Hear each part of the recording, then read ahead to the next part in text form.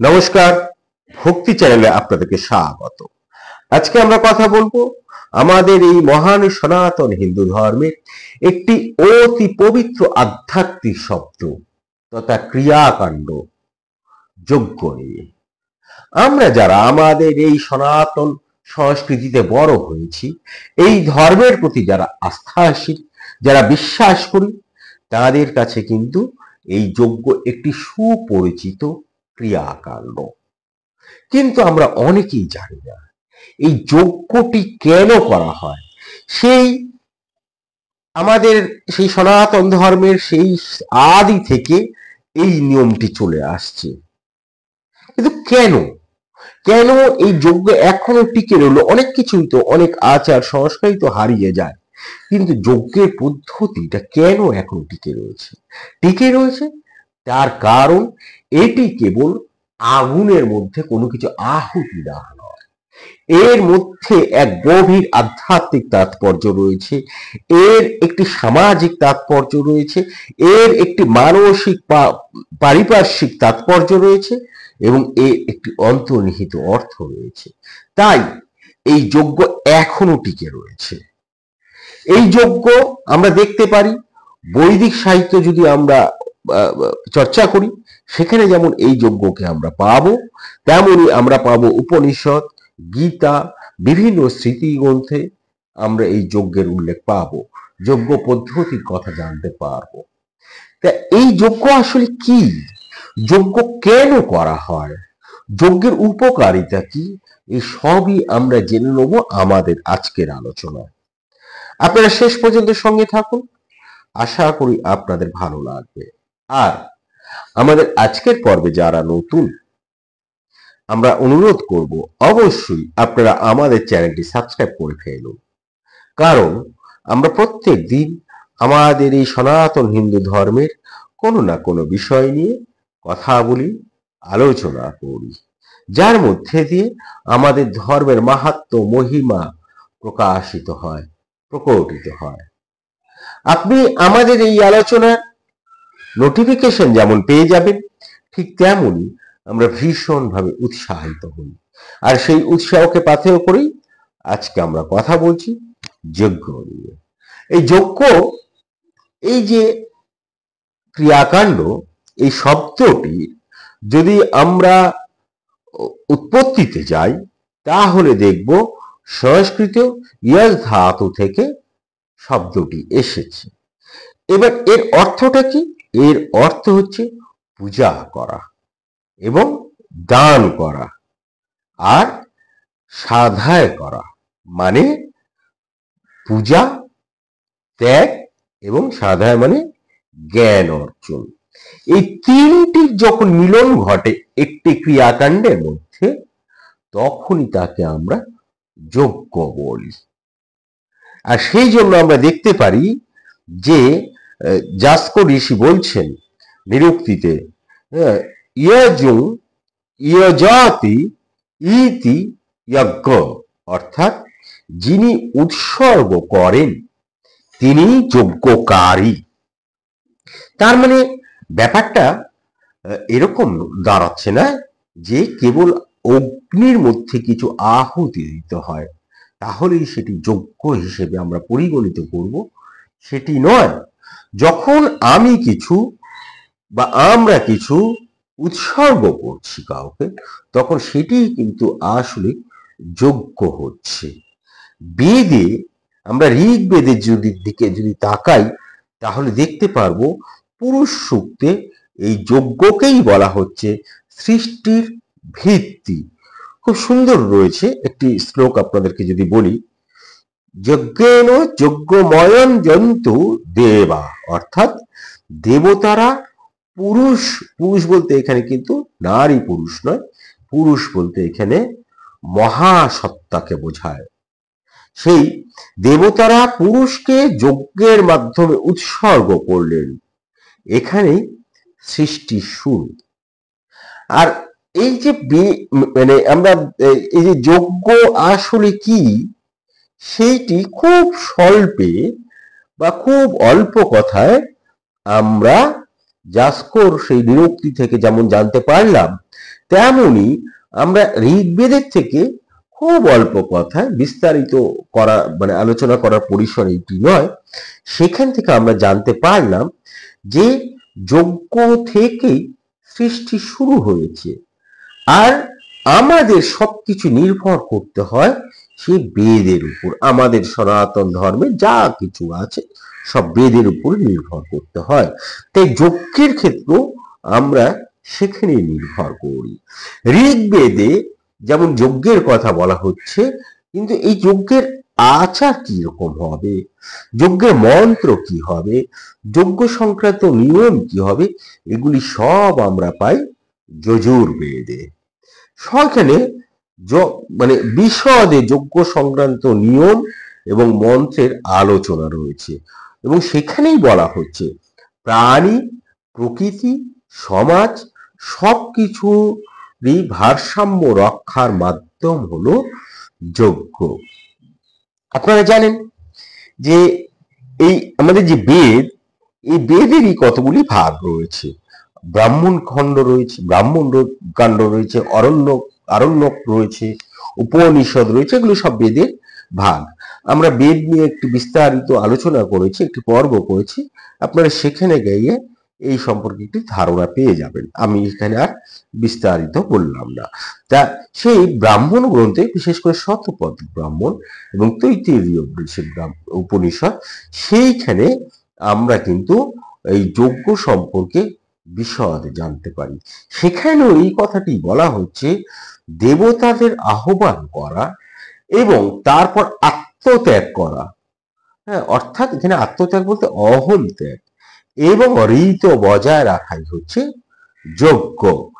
যজ্ঞ বই শ্রেষ্ঠতম কর্ম, অর্থাৎ শতপথ ব্রাহ্মণে এটা বলছে যজ্ঞ বই শ্রেষ্ঠতম কর্ম, অর্থাৎ যজ্ঞই শ্রেষ্ঠ কর্ম। এবার যজ্ঞ করতে গিয়ে আমরা দেখি যে আগুন জ্বালানো হলো, ঘৃত দান করা হচ্ছে, মন্ত্র উচ্চারণ করছে এবং একটি কুণ্ডর মধ্যে এগুলি সব ঘটছে। যদি এগুলি আপনি বাহ্যিক দিক থেকে দেখেন তাহলে তো তার কোনো আর মানে অর্থই থাকে না। তার কারণ হচ্ছে এগুলির প্রত্যেকটি কাণ্ডের একটি করে অন্তর্নিহিত অর্থ রয়েছে, অভ্যন্তরীণ অর্থ রয়েছে। যেমন ধরুন, যখন আমরা যজ্ঞ হয় সেটি হচ্ছে অগ্নি যখন জ্বালানো হচ্ছে, তখন আসলে তা আমাদের মনের মধ্যে চেতনার আলো যাচ্ছে, ব্রহ্মতেজ জেগে উঠছে। অগ্নি হচ্ছে তারই প্রতীক। ঘৃত হচ্ছে পবিত্রতা উপলব্ধির প্রতীক। আর দান করছি, অর্থাৎ আমরা যজ্ঞে আহুতি দিই, হ্যাঁ, দান করছি, আসলে সেটি আমরা বলা হয় যে তুমি তোমার অহংকারকে বিসর্জন দিচ্ছ। আর মন্ত্রের মধ্যে দিয়ে আমরা মনোসংযমের স্পন্দন তৈরি করতে পারছি। আর কুণ্ড, যেখানটায় সব কিছু এগুলো ঘটানো হয়, সেইটি আসলে আমার হৃদয় বা চৈতন্য ক্ষেত্র। তাই যজ্ঞ আমরা দুভাবে করতে পারি। একটু হচ্ছে যেমন বাহ্যিক যজ্ঞ থাকে, তেমনই একটি অভ্যন্তরীণ যজ্ঞ থাকে। অর্থাৎ যজ্ঞ এক আত্মশুদ্ধিকরণ এবং অবশ্যই চেতনার জাগরণ। সেই জন্যই আমরা যদি উপনিষদের দিকে তাকাই, যেমন বৃহদারণ্যক উপনিষদ বলছে যে অসতমা সদ্গময়, এটি কিন্তু খুব বিখ্যাত একটি শ্লোক। অসতমা সদ্গময়, অর্থাৎ যজ্ঞ হচ্ছে অন্ধকার থেকে আলোর দিকে যাত্রা। এই যে যাত্রা, এটি হচ্ছে যজ্ঞ। আত্মা হি যজ্ঞ, এটি ছান্দোগ্য উপনিষদ বলছে। অর্থাৎ আত্মা হি যজ্ঞ, অর্থাৎ আত্মার জাগরণই হচ্ছে প্রকৃত যজ্ঞ। তাই যজ্ঞ মানে যে সবসময় হোম কুণ্ড, অর্থাৎ এইরকম একটি আয়োজন করতে হবে তা নয়। আত্মা, নিজের আত্মাকে যখন আমি জাগিয়ে তুলতে পারছি, তখনই তা আসলে হচ্ছে যজ্ঞ। তাহলে যজ্ঞ কি? যজ্ঞ হচ্ছে পরার্থে উৎসর্গ। এবং যখন যজ্ঞ হয় তখন অনেক, সেই প্রাচীনকালে যখন যজ্ঞ হতো, বিভিন্ন শ্রেণীর বর্ণের মানুষেরা সেখানে আসতেন। তার মানে সমবেত অংশগ্রহণ, যজ্ঞ হচ্ছে পরার্থে উৎসর্গ, সমবেত অংশগ্রহণ এবং দান ও ভাগ, এই যে এর মধ্যে দিয়ে আসলে সাম্যবাদ গড়ে ওঠে, সহানুভূতি গড়ে ওঠে, সমবায় চেতনা গড়ে ওঠে। অর্থাৎ যদি আমরা এই যজ্ঞের প্রক্রিয়াকে ধরে আমাদের প্রাচীন সমাজের দিকে যাই, তাহলে আধুনিক সময়ে যে সাম্যবাদের কথা বলা হচ্ছে সেটি কিন্তু ভারতবর্ষে যজ্ঞর বিশ্লেষণ করতে গেলে দেখি যে সে বৈদিক যুগ থেকেই চলে আসছে। মনুস্মৃতি তাই খুব সুন্দর বলছেন যজ্ঞার্থং দত্তমন্নং হি, যজ্ঞার্থং দত্তমন্নং হি, অর্থাৎ দানমূলক খাদ্যই হচ্ছে পবিত্র। তাই প্রাচীন রাজারা রাজসূয়, অশ্বমেধ, সর্বমেধ, এই যে বিভিন্ন নামধারী যে যজ্ঞ আছে সেগুলি করতেন। সেখানে কেবল তারা যে করতেন সেইটি যে তাদের নিজের ক্ষমতা প্রদর্শন সেই জন্য তো কেবল নয়, বরং জনকল্যাণ এবং প্রকৃতির ভারসাম্য রক্ষার জন্য করতেন। আর যজ্ঞ মানে শ্রম ও সম্পদের সুষ্ঠু পুনর্বিন্যাস হয়, আসলে যা ধনী থেকে দরিদ্রের দিকে প্রভাবিত হয়। এর অর্থ হচ্ছে বৈদিক সামাজিক ন্যায়ের কাঠামো। এক অর্থে আমাদের এই যে যজ্ঞর যদি বিশ্লেষণ করতে চাই, তাহলে বৈদিক যে সামাজিক কাঠামো সেটির মূলে আমরা পৌঁছে যাব। এই যে রাজাদের যে যজ্ঞগুলো ছিল তার মধ্যে দিয়ে এইটি ঘটত। এবার দেখুন, এই যে একটা ক্রিয়াকাণ্ড, তার তো একটা পরিবেশগত প্রভাব থাকবেই। যজ্ঞের মাধ্যমে আসলে বলা হয় যে বায়ু পরিশুদ্ধ হয়, জীবাণু নাশ হয় এবং ঋতুর ভারসাম্য রক্ষা করা হয় বলে বিশ্বাস করা হতো। এবং আজকে যে বিজ্ঞান, এই আজকের বিজ্ঞান কিন্তু কিছু নির্দিষ্ট বস্তু যে ওই যে ধোঁয়া বেরোচ্ছে সেগুলি বায়ুমণ্ডলকে জীবাণুমুক্ত করে বলে বিশ্বাস করে। যেমন ধরুন, আমরা যজ্ঞ মানে ঘৃত দিচ্ছি, নিম দিচ্ছি, গোগ্গল দিচ্ছি, গরুর গোবর দিচ্ছি, ইত্যাদি দ্রব্যে যে দিচ্ছি তার যে ধোঁয়া সেটি কিন্তু বাতাসে ব্যাকটেরিয়াকে কমায়। এবং অগ্নিহোত্র যে পদ্ধতি সেটি হচ্ছে বায়ো এনার্জির একটি প্রাচীন রূপ। এবার এটি একটি দিক গেল। এবার এই যজ্ঞের একটি মনস্তাত্ত্বিক দিকও কিন্তু রয়েছে। যেমন ধরুন, এই যে ত্যাগের মাধ্যমে যজ্ঞের একটি প্রতীক, এই যে ত্যাগ, আমরা যজ্ঞ মানে ত্যাগ করি, যজ্ঞের প্রতীক উদ্দেশ্য কি? নিজেকে ক্ষুদ্র করে বড়তর সত্তার সঙ্গে মিলিত হওয়া। এতে কি হয়? এতে আমাদের আত্মকেন্দ্রিকতা বিলীন হয়, মানসিক ভারসাম্য ও সামাজিক অনুরাগ জন্মায়। আর কি হয়? এই যে যজ্ঞ যখন হচ্ছে দেখবেন খুব সুন্দর শুনতে লাগে, সেটি হচ্ছে সমবেত মন্ত্র উচ্চারণ হয়। এটি আসলে বেদ মন্ত্রের স্পন্দন, এক প্রকার বলতে পারি সাউন্ড থেরাপি, এবং যা আসলে আমাদের মানসিক চাপকে হ্রাস করে এবং আমরা একটি নির্দিষ্ট উদ্দেশ্যের প্রতি নিজেদেরকে মনোনিবেশ করতে পারি।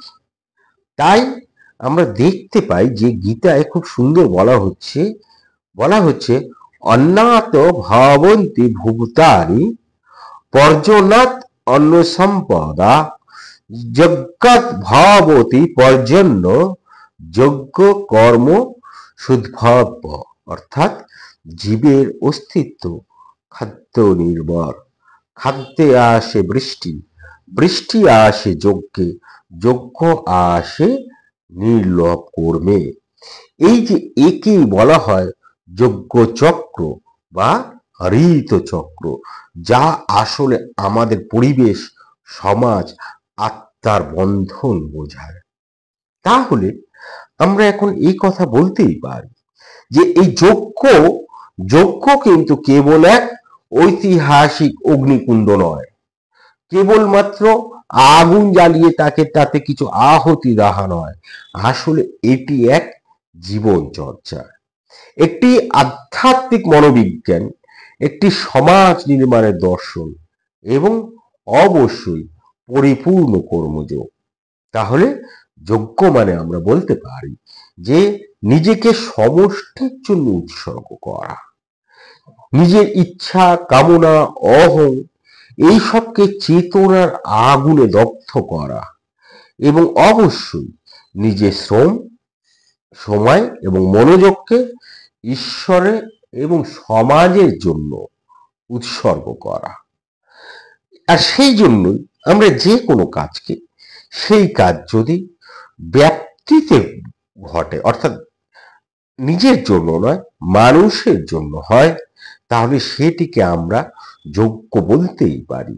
যেমন একজন আচার্য যখন শিক্ষা দান করেন তখন আমরা সেটিকে বলতে পারি শিক্ষাযজ্ঞ, অবশ্যই বলতে পারি, কিন্তু সেক্ষেত্রে কোনো অহম রাখা যাবে না।